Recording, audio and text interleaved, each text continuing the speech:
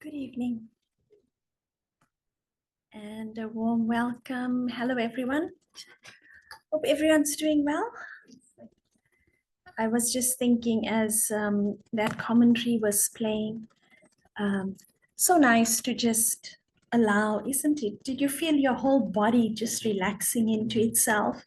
That there's no need to try or pretend or put on a certain persona or a mask, and it just feels like kind of a thing. I don't know if you felt that, but that was a beautiful feeling that I had as we were sitting and listening to that meditation. And sometimes we forget how simple it is because we're so stuck in things.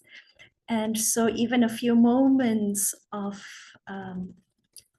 quiet stillness and solace does so much for the soul. And so it's important that we take time out in our busy lives to just reconnect with self and feel that calm and centeredness and just that beautiful energy of connecting back to self once again. So today we're talking about becoming free from dependencies. Now, you probably would think I'm quite independent. I mean, I do what I want to do. I make my own decisions. I am how I am, and I'm quite comfortable with that. I don't need anyone or anything. Maybe to some extent, right? But we're going to look at today. What are the subtleties of dependency that sometimes I'm not even aware that I have dependencies on certain aspects, and it might not be outside of myself in terms of people or things. Yes, those things might be there, but it might be old stuff that I'm dependent on, my own generation, my own creation, the things that I hold and sustain within my mind, within my feelings, my memories, my relationships, whatever the case might be. So we're going to start by doing a check-in. So you're going to need a page and a pen. For those online, I'll give you 30 seconds to go and quickly find a page and a pen. So it's a quick exercise that's yes, no, that's all, right? So it's 10 questions. We go, not really questions. It's from more like 10, but they all are yes or no. So you don't write the question quickly, yes or no, what comes to mind. It's more like a self-assessment. Let's put it like that. Yes, they are. You So must have a pen. Or okay, you use the pen, I'll use the pen. here's a pen. Oh, you got Okay, so let's start. Like I said, it's only yes or no, no need to go into explanation, expansion in your mind. So it's going to be like a rapid fire, which is quick question and answer. And then at the end, we're just going to do a tally of how many yeses we had. Okay, so again, it's just a checking in, a self-assessment, self-reflection assessment. So number one, I often need others to appreciate or acknowledge me to feel good about myself. I often need others to appreciate or acknowledge me to feel good about myself. So yes or no. Number two, when someone disagrees with me, I find it hard to stay peaceful inside.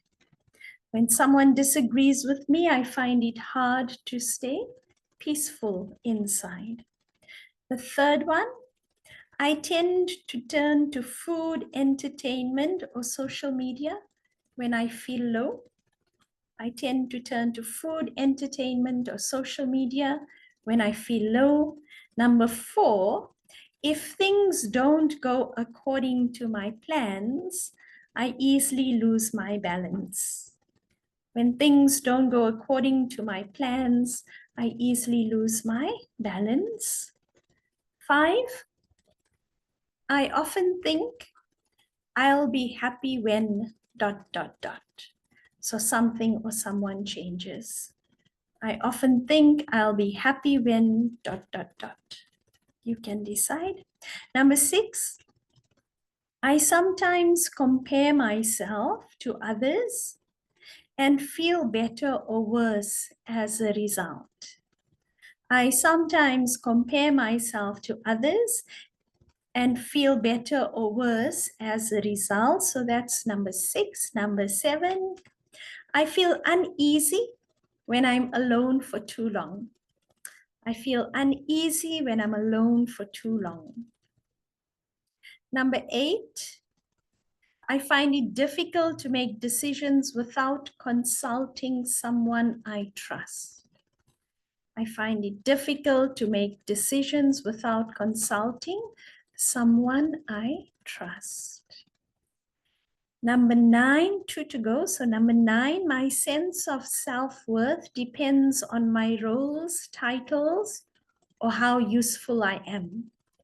My sense of self-worth depends on my roles, titles, or how useful I am. And number 10, the last one, I find it challenging to let go of past hurts or the need to be understood.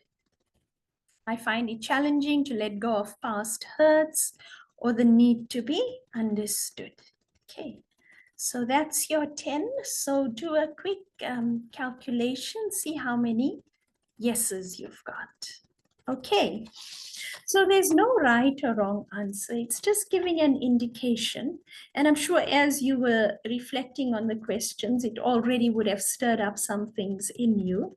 And it is about that. So if you answered yes between 7 and 10 times, then now this is what it reflects. It's not, don't take it in stone. Your awareness is calling for deeper inner anchoring.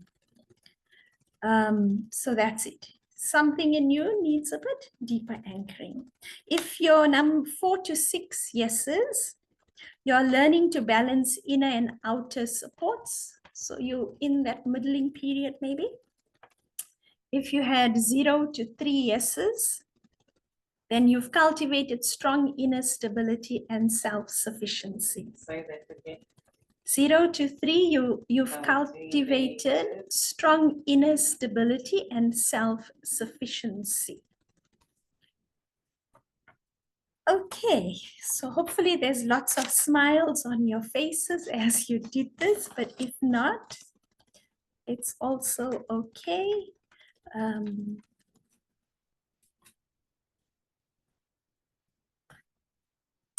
So there's a few on the chat saying 3, yes, wonderful, good. And if you haven't hit those, it's fine. It's not a problem. It's just telling me there's somewhere I need to calibrate. I need to do some fine tuning. And so the whole purpose of this exercise was really just awareness. Because what happens is we usually just operate on habit default settings, so we keep doing the same thing, getting the same results. That's how it always is. That's the way it is. And we don't think twice about it, that there can be something different. It's so, in a way, it becomes normal. And once something becomes normal, it's just there in the background, you don't think consciously about it. And so, like I said, coming into this setting and just saying, no, I'm quite independent, but reflecting, maybe you find out that there's certain areas where, yeah, there is a little bit of dependency, or not feeling so anchored or sure of myself in certain circumstances and incidents, or even people. Some people hold more, I'm going to say, influence over us than others. And there's a very strong link between influence and dependence. The one, and a dependence in a way could also be seen as what is it that I'm taking from that makes me feel okay, whatever okay might be for you. And so this idea of being influenced by someone, and remember, everything I do, it's not someone else that does it to me. So when I'm allowing myself to be influenced by another or something, it's an indication that I'm taking or I'm wanting something or some from that someone or something. And so the idea about awareness is really to bring it back to self, because we can find all the reasons why I might need someone. And it's true, it's not to say I isolate myself and I just live as a little island and forget the rest of the world. I'm so independent. But we do need each other because we are human beings. We have consciousness, we have compassion, empathy. We are social by nature. We form relationships. It's all part of the whole human experience. But it's about how do I not lose my sense of self whilst engaging and interacting with others, or even just with situations. Because one of the things that I bring with myself, just by virtue of being, is me, whatever that me is, and the beautiful thing about human beings and souls, each one of us is so unique, so beautiful in our own way. And so when we did the exercising on the meditation earlier of just allowing, and I asked, wasn't that nice to just allow and be? It's because you didn't have to try to be something that you're not. And so there's a feeling of comfort, of relaxation, of rest, of breathing almost when we are connected to self. It's when we move away from self that we start to become a little bit insecure of our own worth and value, capacity, skills, whatever it might be. And that's when we start veering off and then latching on to something or someone to try and bring me back to what it is that I veered away from. So when I understand the mechanism as to why I create spaces where I am dependent or wanting, it's understanding it's just because I've stepped away. And so if I've stepped away, can I then step back into that sense of I? And then within that, I'm anchored, I'm reconnected to all my unique capacity and uniqueness. And that's what I bring as an offering into the societal structure that we live in a way. Does that make sense? Okay. So then, just reflecting on those questions, those 10 questions, you might find some were easier to answer yes, and others it might be, let me think, yeah, sometimes, but maybe not so often. So that's a lovely indication. And why it's useful, it's just to then invite you to reflect back on yourself and start the process of introspecting, not with like hecticness, but just in a very gentle way to see, okay, what is it that I'm wanting from this person really? What is it that I'm hoping they can fulfill in me? So some of the questions like, do I need others to like validate with me or validate me? Do I take my sense of self worth from my roles, my titles? What is it that I want to experience? And very much of it is related to how do I see myself? What's the relationship that I have with myself? It seems a bit of a paradox. How can you have a relationship with yourself? But it's really about how do I experience myself based on who I am within living and doing all the things that brings me to a place of I'm comfortable in my skin. And when I'm secure in that, then I automatically become less influenced by others. The reason we get influence, I mentioned before, I step away from that, and in a way, I feel less than. And then when I feel less than, there's like a void that comes. And then there's a need to plug that void. And so because I haven't come to the awareness of I'm a spiritual being and what's the needs of the spirit, I can gravitate towards physical material things to try and fill that gap. So it does help for a while, definitely, but it's not really a solution. It's a temporary distraction, I think. And it's fine for a while, but what happens when that source of support or dependency is not there? Then I'm left with myself. And if I'm not comfortable with myself, I can't keep distracting and running away and finding other things to plug into. And so coming to a place of being okay with me, whatever it is, the good, the not so good, the wonderful, the whatever else there might be there. And that's what makes us unique. And so to have that love and compassion and to just embrace every facet of myself. And at the same time, so I acknowledge all the good stuff, and definitely there's good stuff. Sometimes we may have to look a little bit deeper, but there's definitely good stuff in us. And it's not so difficult to find, actually.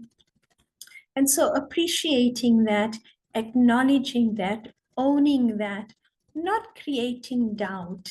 Because sometimes, I don't know if you've had the experience where someone compliments you or tells you something, you have the skill, or you're so good at this, or you're wonderful this.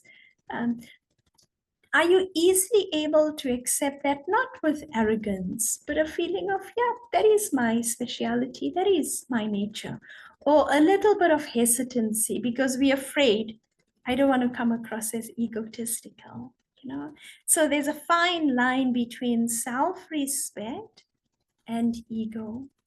And I think what differentiates whether I'm coming from ego or self-respect, if someone tells me this and I say yes and I own it, but I feel better about myself in that moment, just a notch better, and subtle comparison or just a little bit, I'm a bit up there, then understand it's ego. If they say it and I just acknowledge, yep, but no change inside, I don't feel better or less, then it's an aspect of self-respect. So it's an easy method that I can use to gauge whether I am in my self-respect or am I taking.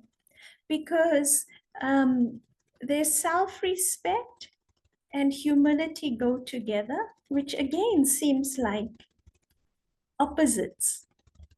But I can be humble, which means no ego, when I'm secure in myself. And so beautiful connection between humility, self-respect, and then the absence of ego in that beautiful kind of paradoxical, supposedly paradoxical phrase. And so again, coming back to self, what is it that grounds me? Where is it that I take my sense of self-worth from? And think about it. If you lost everything, now I hope that doesn't happen, can I still feel a sense of my value? It's a big task, but why I'm saying this is that the more I base it on self and I recognize self as being spiritual, and the things that sustain and nurture and support spirit are qualities, and that's what I anchor myself in. Then when the material is not according to how I want or wish or hope, I won't be so disturbed. Little bit maybe, but not so disturbed. There's a little story I'm remembering of a monk and a bow. So this young monk, he went into this monastery. So just new monastery he went, and one of the senior monks, as a welcoming, gave him a bowl, a simple wooden bowl, nothing fancy. And this monk valued it. And so he took time to clean it and polish it. And he drew some lovely patterns on it and put some nice varnish so it really stands out. And so at the end of it, it was really a very beautiful wooden bowl. And one day he was looking for it and he couldn't find it. Can you imagine what his state was? So he was in a panic. And so this older monk that had gifted him this bowl came up to him and said, I gave you the bowl to eat from, not to base your peace on it. And at that moment, he had the aha realization that he became so dependent on eating from that bowl and attached to this bowl. And what made it more valuable was because he gave time, energy, his hard work went to it. It didn't just come like that. So he invested so much, and now it's just gone. And so the whole purpose of why he was there was lost in the object of the bowl. Now, think about ourselves as well. How often do we lose sight of what's important? How often do we forget and just abandon sometimes something that defines me and holds me in a place of my highest self-esteem? For a wooden bowl, okay, not a wooden bowl, maybe pieces of paper sometimes. And so whatever I give value to, that's what I will give attention to. And so if I'm valuing physical material things, I'll give attention and energy to that. Whatever I give attention and energy to, that has an influence over me. So that will have a hold over me. So at any given moment, I have a choice. Do I want to give energy and focus to that which is innately who I am and brings me to a place of peace, of rest, of just ease within my mind, all the things that we aspire? Or do I want to seek material things? And if you want to, that's also fine. But understand it's very limited and short-lived. And you can't run on that for a long period of time. And so one of the I don't want to say excuses, maybe I should say reasons, that we use, that we don't give ourselves the opportunity to connect with ourselves. Guess what's the excuse? No time. No time. That's exactly it. I don't have time. I'm too busy. So in that moment, I'm giving more value to the things that I have to do than to myself. No, because I'm saying those things are occupying my time, which means I'm giving attention and time because I feel it's important. And it might be important, definitely. But does it need to be at the cost of my own, I'm going to say sanity? Sometimes it's just that, for my own well-being. And so if I want to become free from dependencies, one, I need to be aware of how am I influenced? What are the things that I'm latching onto that is creating this sense of dependency?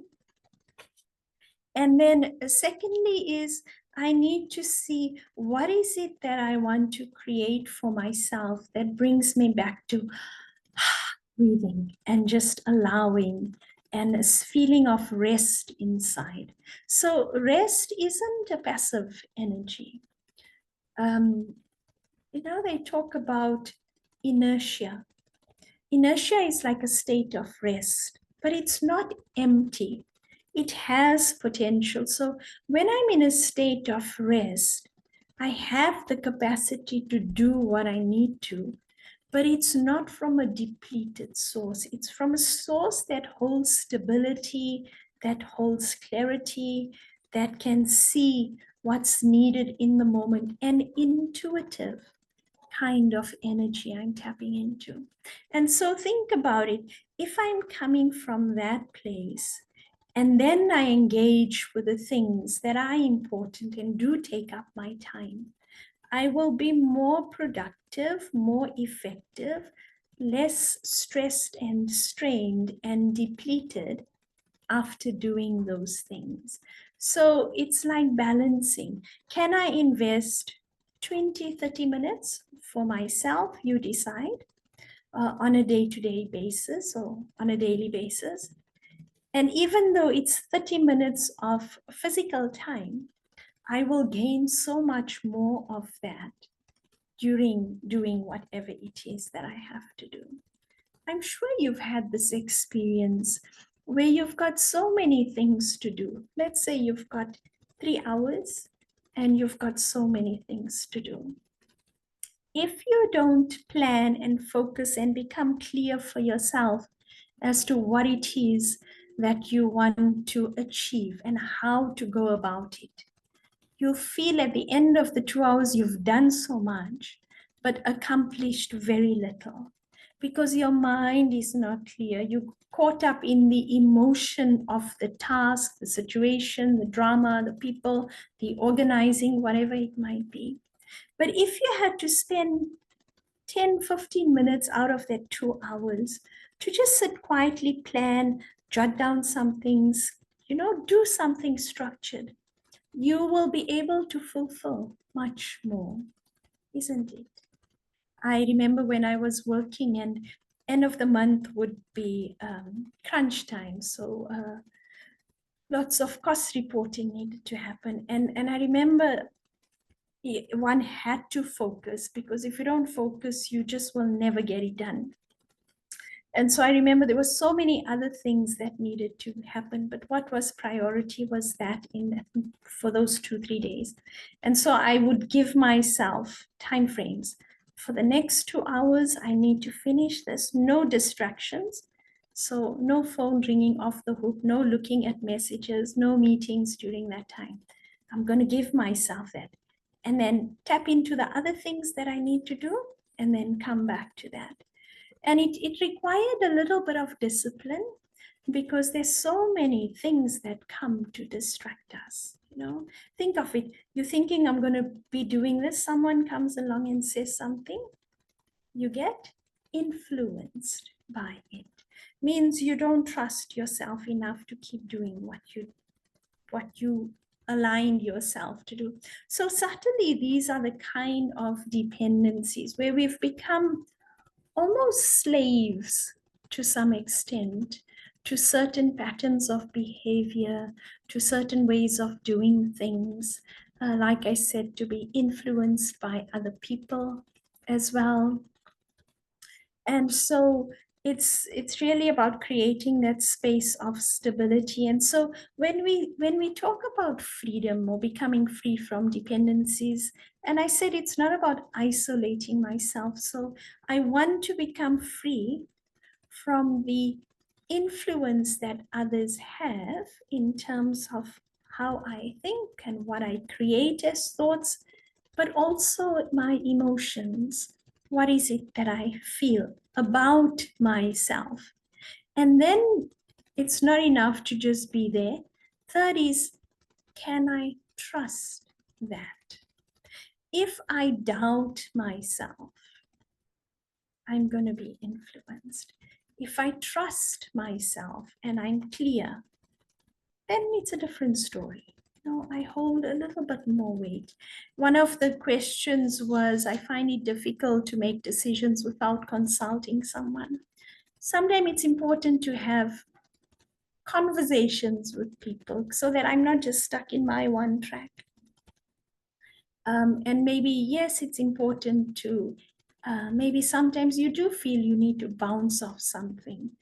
But when I go into that space, it must be from a place of, I know what I want. I'm just bouncing it off as a mirror. I don't go in clueless. So I must have done some work for myself before that to create that clarity. So when I go, I'm going with me. whatever that me might be, you would have come to find out for yourself. And so I'm open to listening, but I don't just absorb everything. I can be objective and say, okay, this is what do you think? And you get an idea and you get a sense. It's not quite in alignment with where I'm heading. So thanks, but I think I'm going to stick to this. This is the internal process. If I'm not clear for myself, then whatever that person says, I'll take on board. And then when I leave, I'll say yes, yes, yes. When I leave that person's space, I'd be even more confused because I have my stuff in the background, I've got someone else's, and then I go to someone else, and then it just becomes a big mess. But again, when I'm secure in myself and I trust myself, I'm also open to learning. There's a humility that comes. So I don't block off whatever someone, I think, and I say, actually, that makes sense. Thank you. I appreciate your input. It's something I will think about. So it's like working it out. I'm not going in blind so that I'm just going to take on everything that's presented to me, but rather I'm more selective.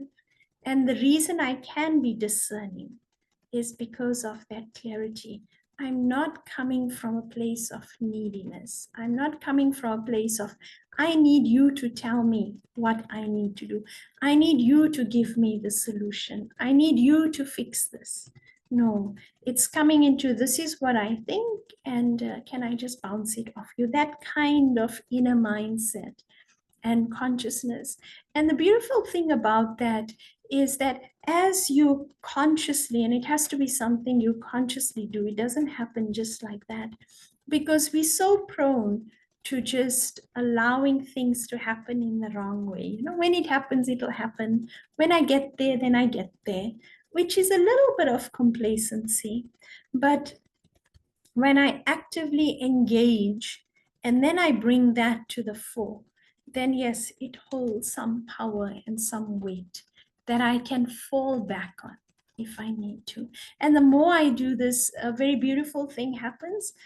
I begin to trust myself more. And where there's trust, there's greater security, there's less influence, but rather I can be one that influences another just through my being. You know, they say the greatest way you can teach another is, what's the greatest? No, talking, listening, example. The greatest way you can teach someone is by example. Whether they learn or not is a different story, but one can teach. So think about how sometimes if this one changes, then I'll be okay. Then I won't be so affected by them. So let me rather look at, okay, how can I change and be the example that they also then will change?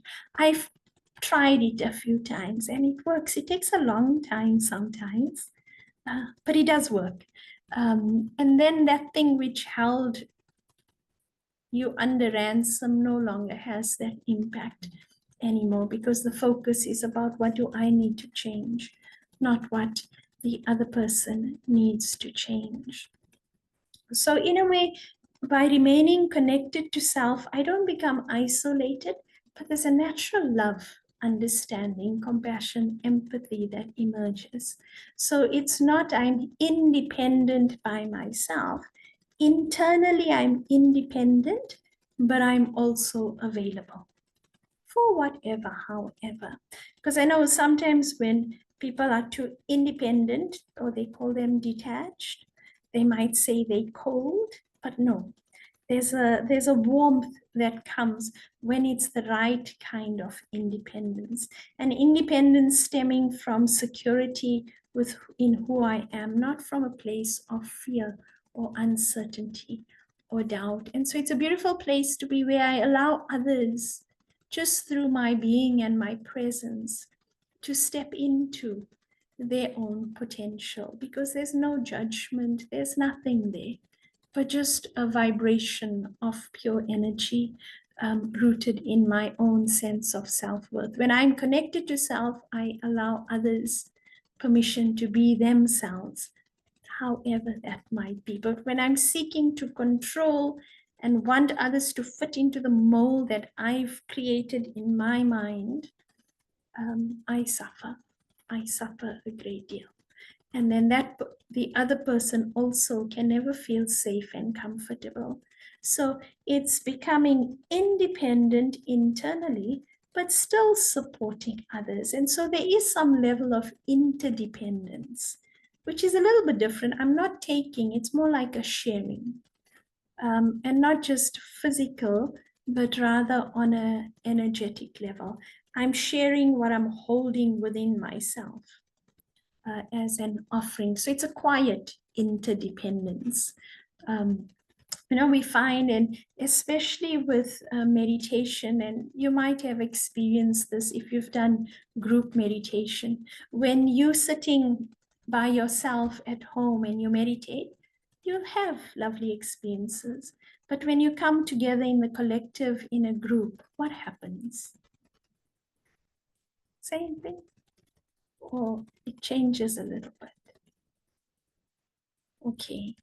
Normally what happens, it's easier to get into that space and the experience can be enhanced. And why? It's because everyone's on the same wavelength.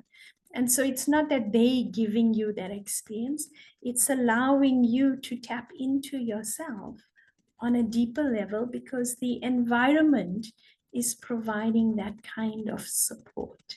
And so there's ability to go deeper and gain more insights about yourself in a collective gathering, because we do influence each other on an energetic level, but we are also influenced.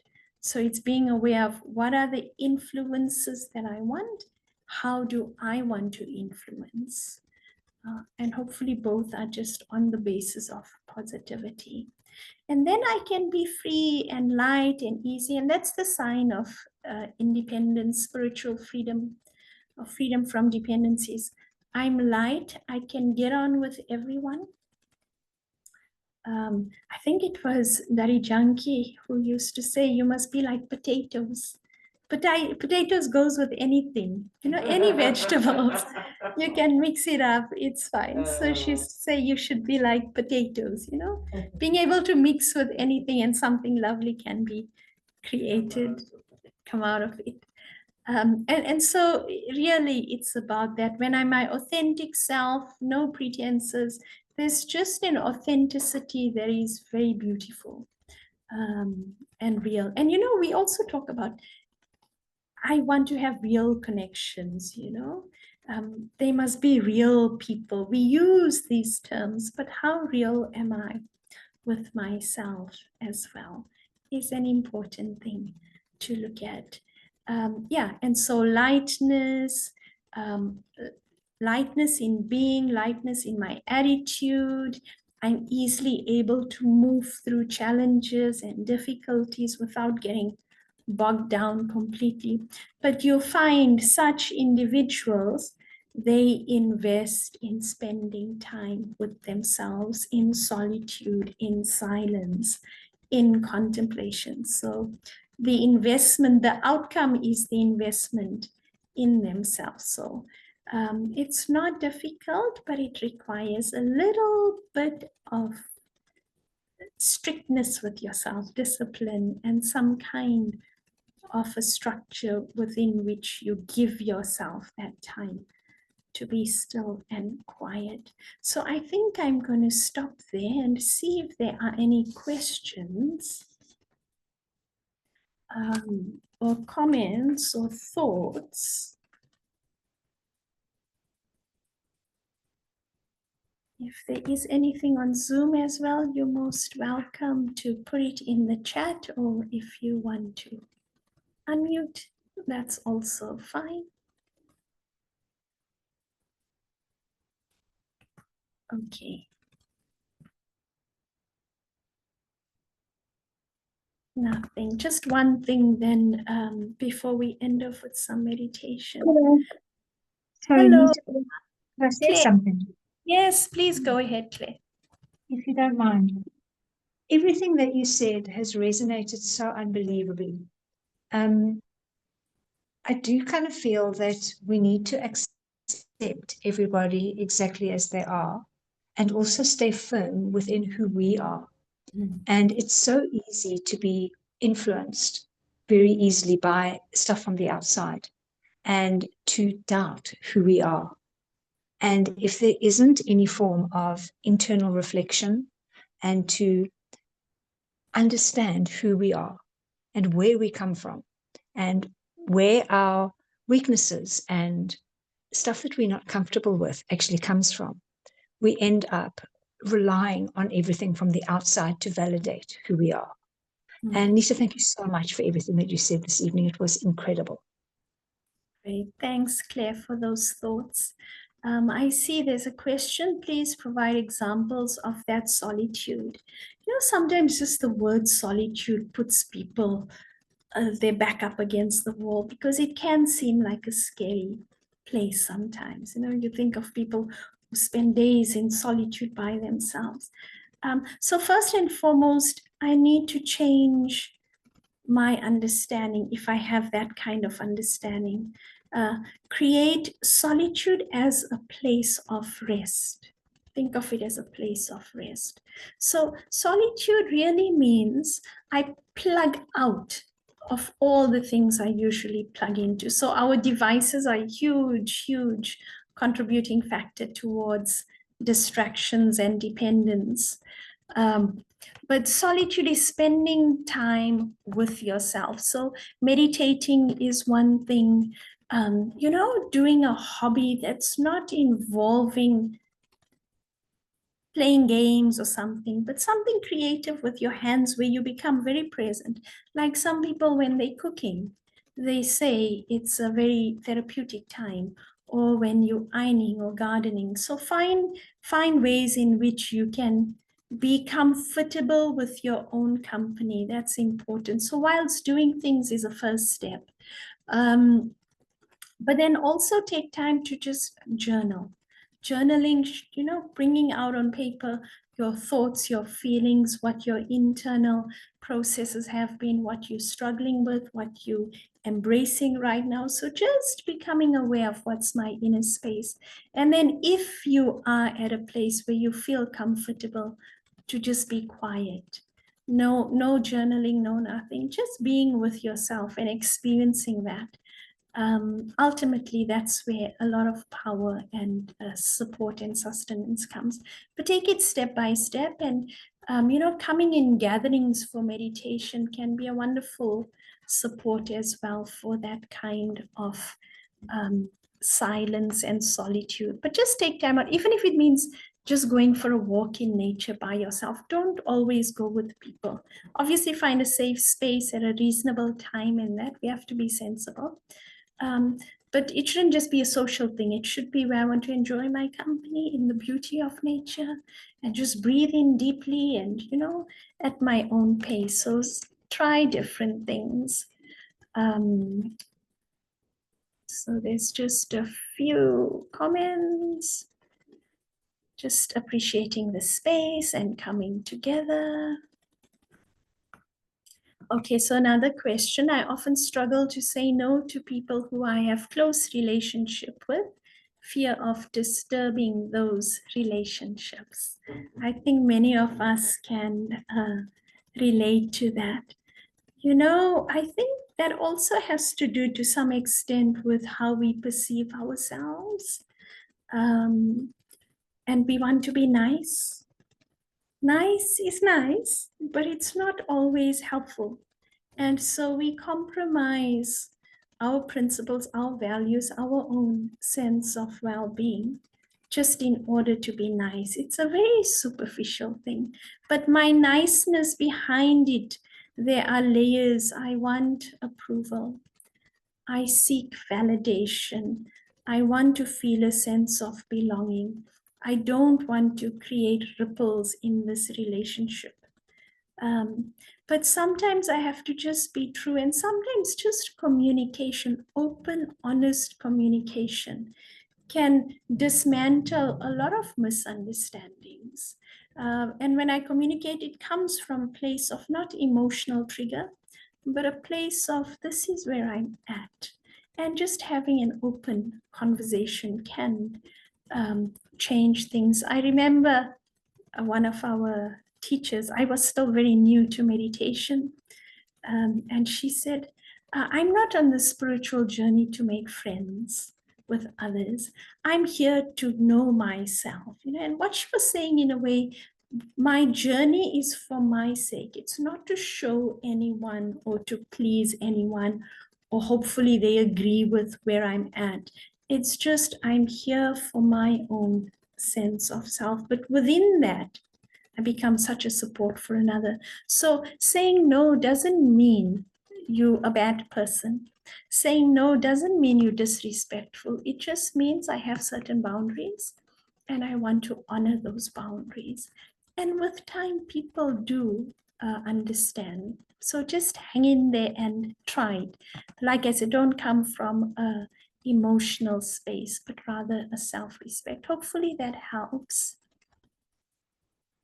Okay, so I think that's all for the questions. So thank you for joining us this evening. Let's end off with a short little meditation just to help us come back to that beautiful, authentic self that we are. So I'm going to invite you to just sit comfortably and just take a deep breath in and gently breathe out and just let go and relax and release. Allowing all thoughts to just fade into the background and just coming to that awareness of who I am as a being of light, a spirit,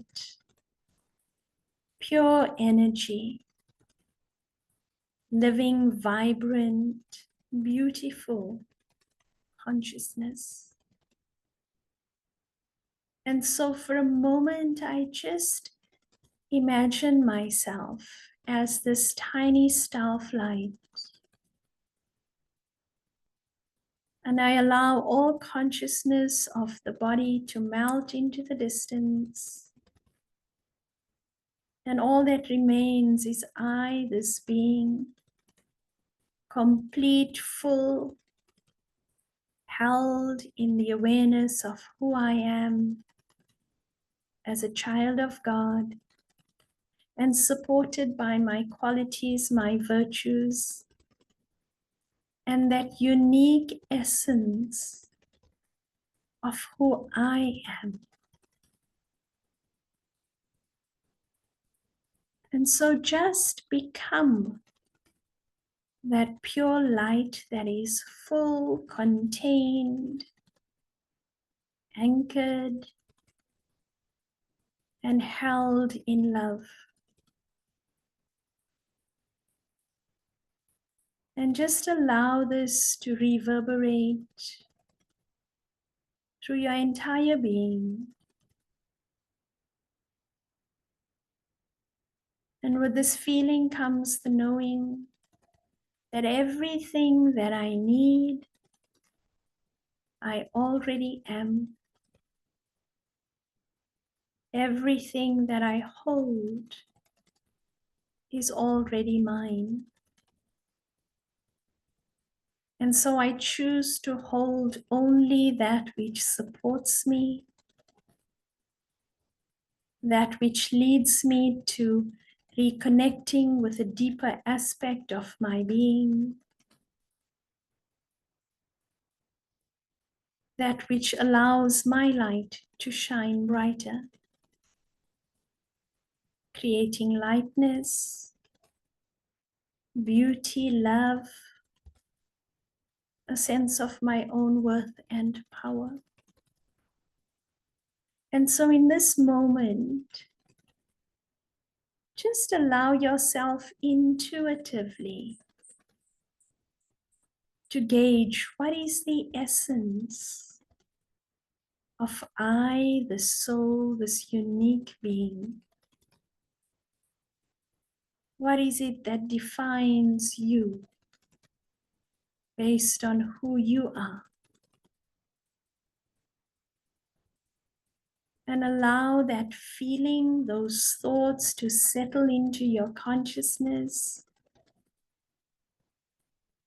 And just hold that for a moment, anchoring yourself and just being present to the beauty that I am.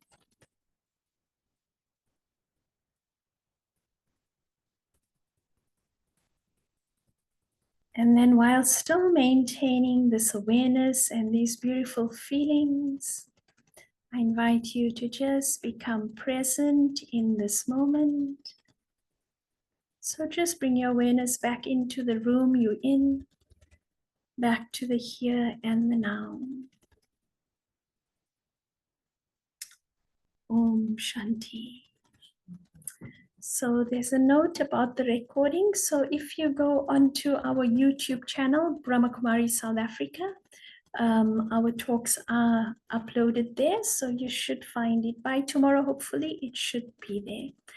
So thank you all. Have a lovely weekend and create some practices and some boundaries for yourself, but specifically create time to give time for yourself and enjoy being quietly with yourself. So take care, Om Shanti and good night.